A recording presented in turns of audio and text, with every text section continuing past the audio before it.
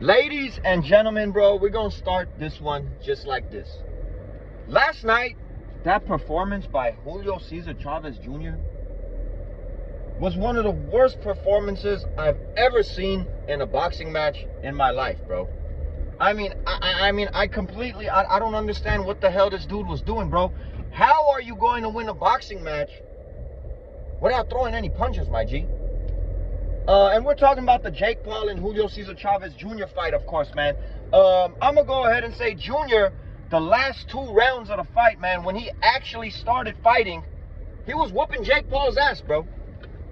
He was whooping Jake Paul's ass, bro, and it only makes you wonder if he started the fight like this, bro. I don't know why he was so gun-shy, as we say, so scared to let those hands go, bro. In those earlier rounds, man, it almost just felt like he was there for the check, bro. Until, he turned it up these last 2 rounds. And that's no blame on Jake Paul, bro. Jake Paul went in there and did what Jake Paul had to do to win the fight, bro. And I'm going to go ahead and give Jake Paul his props, bro. I'm going to give him his props.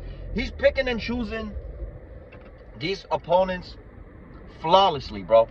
Flawlessly, man. I'm going to go ahead and say he's picking these guys flawlessly, bro. He knows exactly what the hell he's doing. But as a boxer, Jake Paul definitely has become a better boxer, bro. As far as his composure goes in there, as far as throwing combinations, as far as, his jab getting better, bro.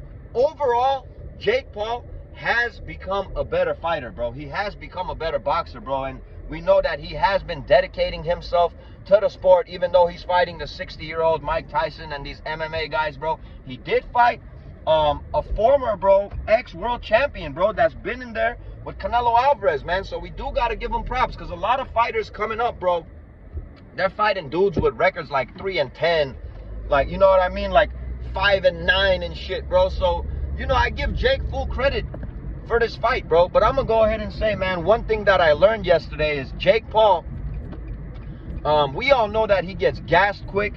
We all know that he doesn't have the best fuel tank. And in those later rounds, if he's fighting a experienced fighter, a composed fighter, you know what I mean, a veteran, I'm going to go ahead and say Jake Paul would get his ass whooped, bro. And it doesn't even have to be a veteran that's fought professionally for a long time, bro, because Jake Paul gasses out, bro. I feel like if yesterday's fight was a 12-round fight, bro, I'm going to be honest, and it was not a 10-round fight, Chavez Jr. might have had a chance to get Jake Paul out of there, bro, because of how much Jake Paul gasses out. And in those moments, how much he gets hit, bro. But besides that, man, if you guys watch that fight again, Jake Paul is very comfortable when he's walking down opponents, bro. Jake Paul is very comfortable walking you down, throwing that jab, throwing those combinations. But when you start making Jake Paul fight on his back foot, Jake Paul really does not look comfortable at all, bro. And in times in that fight when Chavez Jr. was applying the pressure on Jake Paul, bro, he did not look like he liked that. He kept tying him up. Anytime he landed a good shot, he was gasping for air. And we know that, like I said, he gasses out quick. And I'm not saying this to hate on Jake Paul, bro. I'm just saying this, me, as somebody that's a fan that likes boxing, watching this on the television, bro, and I'm noticing this stuff. I guarantee you, these fighters that are watching Jake Paul and think they got a shot of fighting Jake Paul, they're definitely noticing this stuff, bro. And somebody, sooner or later, if Jake Paul doesn't do something about that endurance and his stamina and, tightening up his defense and learning to fight on the back foot, bro, when he actually does fight a solid opponent that actually is active in the sport, a young, hungry opponent, bro, Jake Paul's going to get his ass whooped. And Jake Paul, I don't think he's dumb enough to do that, bro. I think Jake Paul is very intelligent when it comes to him being a businessman. He's very strategic in the way that he moves, bro. Him calling out Zurdo Ramirez. Anybody with sense knows that that's not going to happen. Him calling out Canelo would dog walk Jake Paul, bro. But, anybody would fight Canelo because of the money that would come behind it. And if he does take a loss, he can say he lost to the great Canelo Alvarez. But as far as him fighting Zurdo or him fighting Anthony Joshua, you can miss me with that, bro. Jake Paul is going to end up finding an old boxer, old retired boxer or someone that's been inactive or on the tail end of their career. And he's going to exploit them and take advantage of them, bro, because he is a big dude, bro. You know, pause. He does hit hard. And, you know, that always gives you a shot, man. And, you know, you being the younger dude definitely gives you a shot. But Jake Paul is not going to fight Zurdo. Jake Paul is not going to fight Anthony Joshua. At least not anytime soon, bro. He's going to keep picking and choosing wisely, bro. And what I think, if he doesn't fight somebody that's old, out the game, ladies and gentlemen, nobody should be surprised if he gets that rematch with Tommy Fury. And in all honesty, I think he wins the rematch because I think Jake Paul has gotten better. Tommy Fury ain't really doing much in boxing. I don't know if he's over there modeling or, you know, living the married life, whatever he's doing. He was never, you know, this phenomenal boxer to begin with. No disrespect, you know. Definitely not no Tyson Fury.